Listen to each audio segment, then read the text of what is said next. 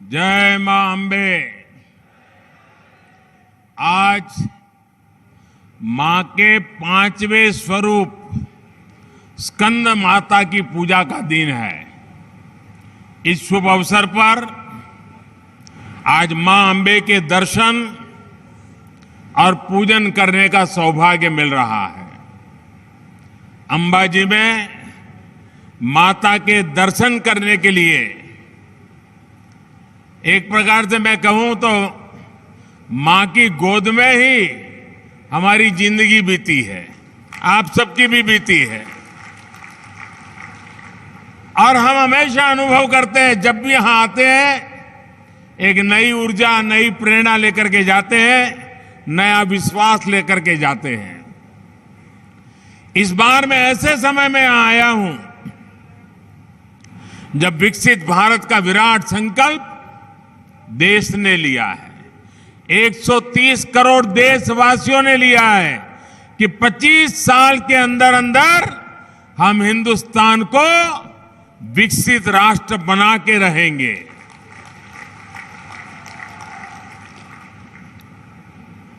मां अंबा के आशीर्वाद से हमें हमारे सभी संकल्पों की सिद्धि के लिए शक्ति मिलेगी, ताकत मिलेगी। इस पावन अवसर पर मुझे बनासकांठा के साथ साथ गुजरात के अनेक जिलों को हजारों करोड़ रुपए की योजनाओं का उपहार देने का अवसर भी मिला है। आज जिन 45,000 से अधिक घरों का लोकार्पण और करीब लोकार्पण और शिलान्यास मिला दें तो 61,000, उन सभी लाभार्थियों को भी मेरी तरफ से बहुत बहुत बधाई देता हूं। उन बहनों को विशेष शुभकामनाएं जिन्हें आज अपना घर मिला है। इस बार आप सभी की दिवाली नए घर में मनेगी, अपने खुद के घर में मनेगी।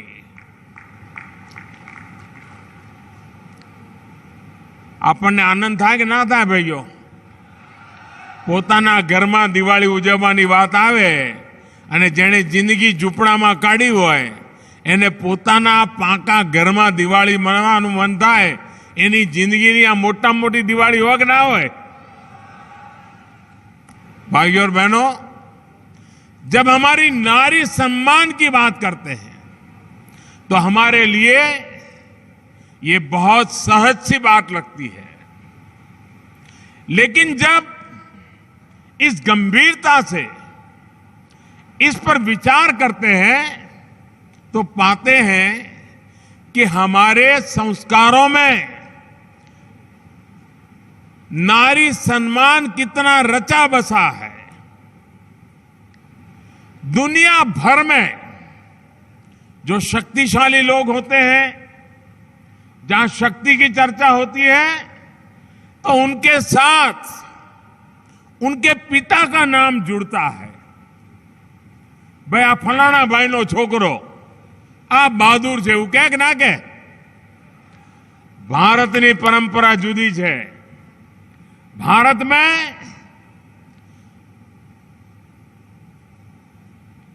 हमारे यहां वीर पुरुषों के साथ मां का नाम जोड़ा गया है। मैं उदाहरण देता हूं, आप भी सोचिए। अब देखिए, अर्जुन महान वीर पुरुष थे, लेकिन कभी हमने ये नहीं सुनते हैं कि पांडु पुत्र अर्जुन, ऐसा नहीं बोलते लोग। लोग क्या कहते हैं? हम जब भी सुनते हैं तो उनका नाम पार्थ सुना। ये पार्थ क्या है? जो पृथा यानी कुंती के पुत्र है। अर्जुन की जब वर्णन आता है तो कौंते के पुत्र, कुंती पुत्र के नाम से भी जाना जा गया है। इसी प्रकार से भगवान कृष्ण सर्वशक्तिमान उनका भी जब परिचय होता है तो देवकी नंदन कहते हैं, देवकी का पुत्र कृष्ण इस प्रकार से कहते हैं। हनुमान जी की बात आती है तो हनुमान जी को भी, हनुमान जी से बड़ा कोई वीर तो हमने अभी सुना नहीं है, लेकिन उनकी भी बात आती है तो कहते हैं अंजनी पुत्र हनुमान, यानी मां के नाम के साथ वीरों के नाम हमारे देश में, ये मां के महात्म्य को, नारी के महात्म्य को, स्त्री शक्ति के महात्म्य को हमारी संस्कार की पूंजी के समान हमें मिला हुआ है। इतना ही नहीं, ये हमारे संस्कार ही है कि हम अपने देश भारत को भी मां के रूप में देखते हैं, खुद को मां भारती की संतान मानते हैं। साथियों, ऐसी महान संस्कृति से जुड़े होने के बावजूद हमारे देश में ये भी हमने देखा कि घर की संपत्ति पर, घर के आर्थिक फैसलों पे ज्यादातर हक पिता का या बेटे का रहा। આપણને બધાને ખબર છે, ઘર હોય તો પુરુષના નામે, ગાડી હોય પુરુષના નામે, દુકાન હોય પુરુષના નામે, ખેતર હોય પુરુષના નામે, મહિલાના નામે કશું જ ના હોય અને પતિ ગુજરી જાય છોકરાના નામે થઈ જાય। આપણે નક્કી કર્યું कि हम प्रधानमंत्री आवास जो देंगे, दीनदयाल आवास जो देंगे, उसमें माता का भी नाम होगा।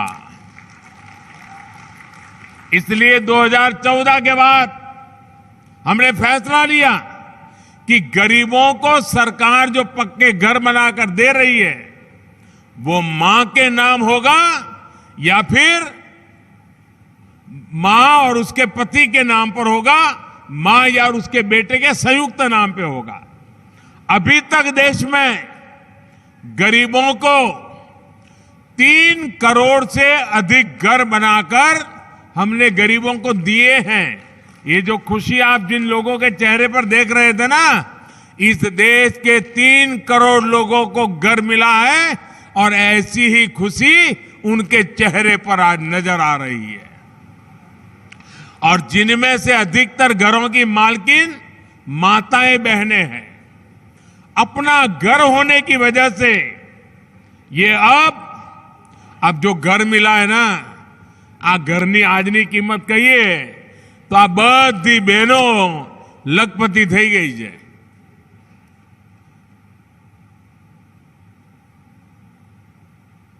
બરાબર સંભળાય છે ને છેલ્લે સુધી?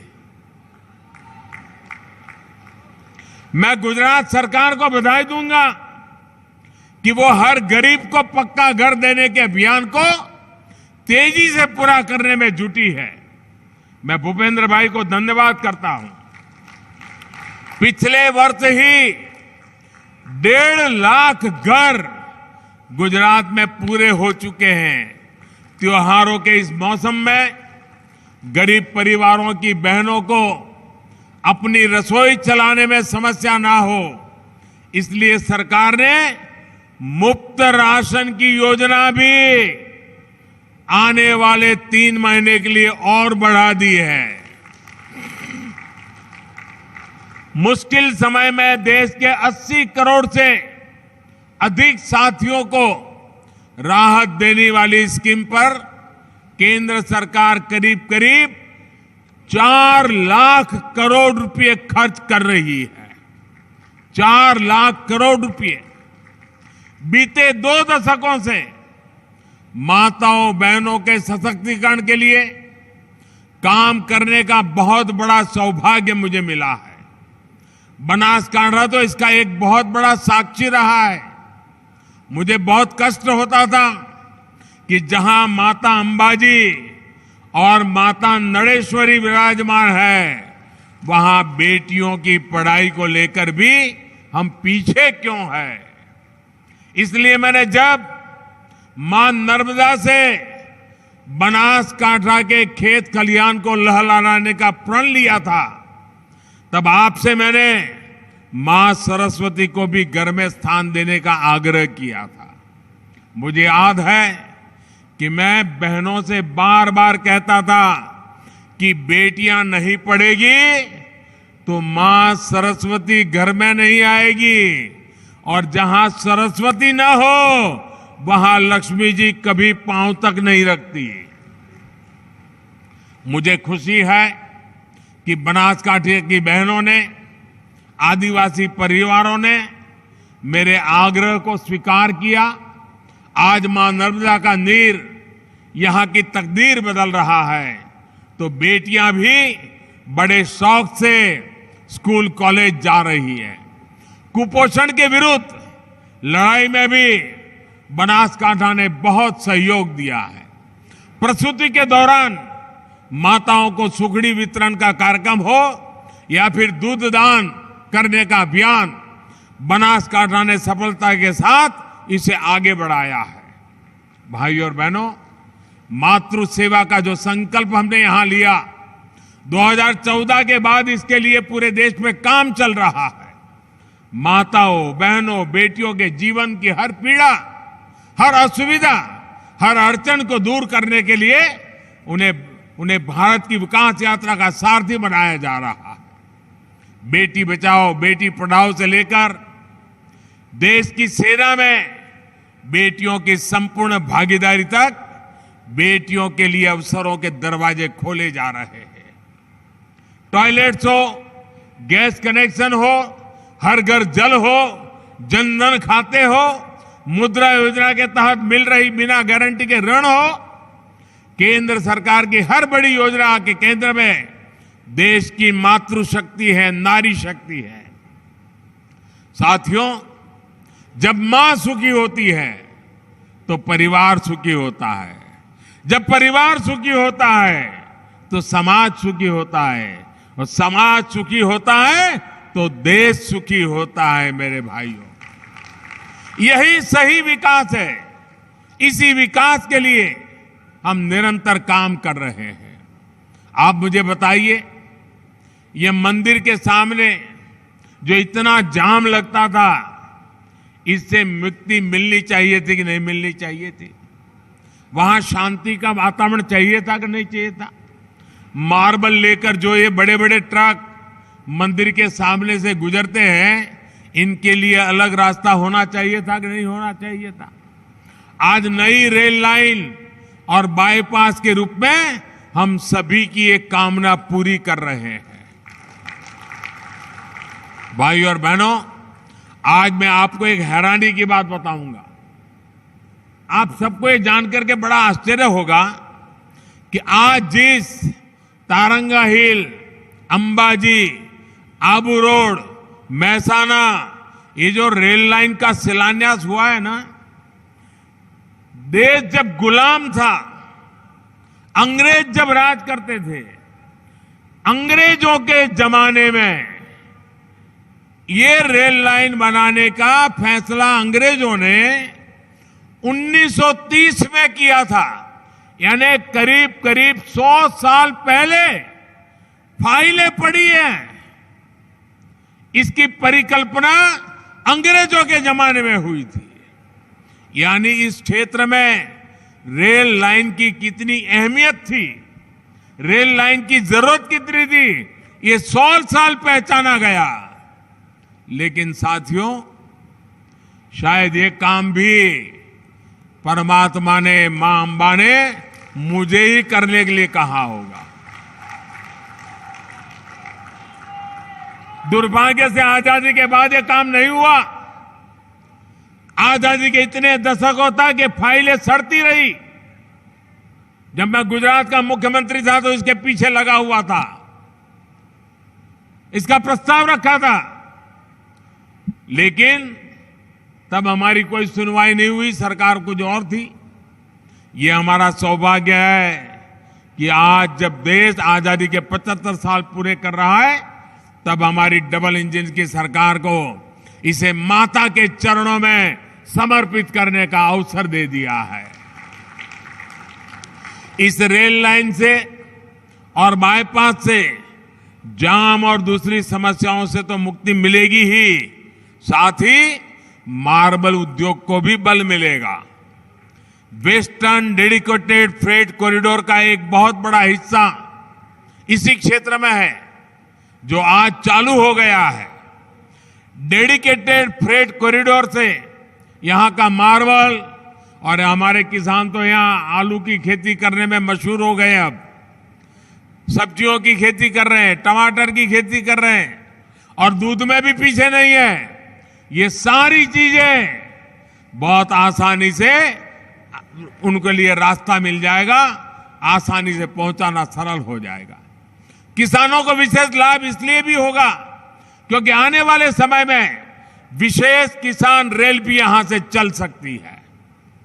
भाई और बहनों, सबसे बड़ा लाभ यहां के पर्यटन उद्योगों को होने वाला है। यहां तो अंबाजी मां स्वयं विराजमान है, और जब मैं मुख्यमंत्री था तो हमने यह 51 शक्तिपीठों का भी निर्माण किया है।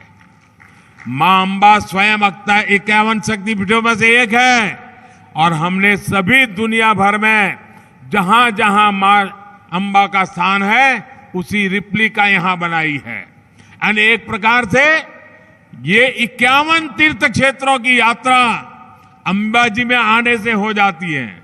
लेकिन मैंने देखा है अभी भी लोग इतनी तेजी से आते हैं कि मां अंबा के दर्शन किए फिर भाग जाते हैं। मैं ऐसी स्थिति पैदा करना चाहता हूं कि जो अंबाजी आएगा उसको 2-3 दिन यहां रहना पड़े, इतनी सारी चीजें मुझे खड़ी कर देनी है ताकि यहां पूरा रोजी रोटी बढ़ जाए। देखिए पास में गब्बर, अब हम गब्बर को बदल रहे हैं, आपको नजर आता होगा। किसी ने सोचा होगा क्या? आज गब्बर तीर्थ के विकास के लिए मैं गुजरात की सरकार की बहुत प्रशंसा करता हूं। अब अजीतनाथ जैन मंदिर, तारंगा हिल, उसके दर्शन भी आसान हो जाएंगे। जैसे पालीताना का महत्व बढ़ गया है, वैसे तारंगा हिल का भी महत्व बढ़ेगा। ये आप लिख करके रखिए। ट्रेन चलेगी तो ज्यादा तीर्थ यात्री यहां आएंगे। होटल, गेस्ट हाउस, दुकान, ढाबे वालों की यानी उनकी आय बढ़ेगी। छोटे छोटे दुकानदारों को काम मिलेगा। युवाओं के लिए गाइड से लेकर के टैक्सी सेवाओं तक नए मौके मिलेंगे। और धरोई डैम से लेकर के अंबाजी तक पूरा बेल्ट मुझे विकसित करना है। जैसे आज स्टैच्यू ऑफ यूनिटी पर जाकर के देखते हैं, वैसा ही मैं यहां करना चाहता हूं। पूरा एक क्षेत्र, धरोई डैम में वाटर स्पोर्ट्स को लेकर संभावनाएं, अब उन्हें भी और विस्तार मिलेगा। भाई और बहनों, एक तरफ आस्था और उद्योगों का ये गलियारा है, और दूसरी तरफ हमारा बॉर्डर है जहां हमारे वीर जवान राष्ट्र रक्षा में तैनात रहते हैं। हाल ही में सरकार ने सुईगाम तालुका में सीमा दर्शन प्रोजेक्ट की शुरुआत की है। प्रयास ये है देश भर से लोग यहां आकर के सीधे हमारे बीएसएफ के जवानों के अनुभवों को देखें, जान सके। ये प्रोजेक्ट राष्ट्रीय एकता के पंच प्राणों को भी ताकत देने वाला है, और यहां पर्यटन से जुड़े नए रोजगारों का भी सृजन करेगा। मीठा, थराद, डीसा सड़क के चौड़ी होने से भी इस परियोजना को बल मिलेगा। डीसा में एयरफोर्स स्टेशन में रनवे और दूसरा इंफ्रास्ट्रक्चर बनने से हमारी वायुसेना की ताकत भी इस क्षेत्र में बढ़ने वाली है। रणनीतिक लिहाज से ये एयरफोर्स स्टेशन देश के लिए बहुत महत्वपूर्ण होगा। जब इतना बड़ा स्टेशन यहां बन रहा है, तब आसपास व्यापार कारोबार भी बढ़ेगा। यहां दूध, फल, सब्जी से लेकर अनेक प्रकार की जरूरतें पैदा होगी, जिससे यहां के किसानों, पशुपालकों सभी को लाभ तय है। भाई और बहनों, बीते 2 दशकों के निरंतर प्रयासों से बनासकांठा की तस्वीर बदल चुकी है। नर्मदा के नीर, सुजलाम सुफलाम और ड्रिप इरिगेशन ने स्थिति को बदलने में बड़ी भूमिका निभाई है। इसमें बहनों की भूमिका, इस भूमिका में बहनों का रोल बहुत अग्रणी रहा है। बनासकांठा में कभी अनार की खेती होगी, अंगूर की खेती होगी, आलू और टमाटर इतने बड़े पैमाने पैदा होंगे, कुछ साल पहले तक ये कोई सोच भी नहीं सकता था। आज जो परियोजनाएं शुरू हुई है वो किसानों, युवाओं, महिलाओं सभी का जीवन बदलने का काम करेगी। एक बार फिर मां के चरणों में वंदन करते हुए आप सभी को विकास परियोजनाओं की बहुत बहुत बधाई। आपका भरपूर आशीर्वाद हमें ऐसे ही मिलता रहेगा, इसी कामना के साथ बहुत बहुत धन्यवाद। અને પહેલા તો મારે તમારી માફી માંગવી પડે કે મને આવતા મોડું થયું, મને અંદાજ નહોતો કે હવે મેં કહું અહીંયા સીધા નીકળીશું ને પહોંચી જઈશું, પણ રસ્તામાં એટલી મોટી સંખ્યામાં બધા ગ્રામજનો ઊભા હતા તો સ્વાભાવિક રીતે મારું મન થતું હતું એમને પગે લાગવું, અને એમ કરતા કરતા પહોંચવામાં મોડો પડ્યો, એટલે આપ બધાએ રાહ વધારે જોવી પડી, એ બદલ ક્ષમા માંગુ છું। પણ આપણા બનાસકાંઠાના ભાઈઓ અને હવે તો બાજુમાં આપણું ખેડબ્રહ્મા પણ, અમારો સાબરકાંઠાનો પટ્ટો પણ આને જ પડે। આપણે બધાએ વિકાસ અને પ્રગતિના નવા શિખરો સર કરવા છે, અને આ 25 વર્ષ આપણી પાસે મોટો મોકો છે ભાઈઓ। આજે દુનિયામાં લોકોનું ભારત માટેનું આકર્ષણ વધ્યું છે। હવે આ મોકો જતો કરાય, આ તક જતી કરાય, મહેનત કરવી પડે કે ના કરવી પડે, વિકાસના કામોમાં જોર આપવું પડે કે ના આપવું પડે, બધાએ સાથે મળીને આગળ વધવું જોઈએ કે ના વધવું જોઈએ। આ કરીએ તો જ પ્રગતિ થાય ભાઈઓ, અને એ પ્રગતિ કરવા માટે આપે હંમેશા સાથ અને સહકાર આપ્યો છે। એ જ મારી તાકાત છે, એ જ મારી મૂડી છે, એ જ તમારા બધાના આશીર્વાદ અમને નવું નવું કામ કરવાની પ્રેરણા આપે છે। એટલે આ માતાના ધામમાંથી આપ સૌનો, સૌ ગુજરાતવાસીઓનો હૃદયથી આભાર વ્યક્ત કરું છું। ખૂબ ખૂબ ધન્યવાદ।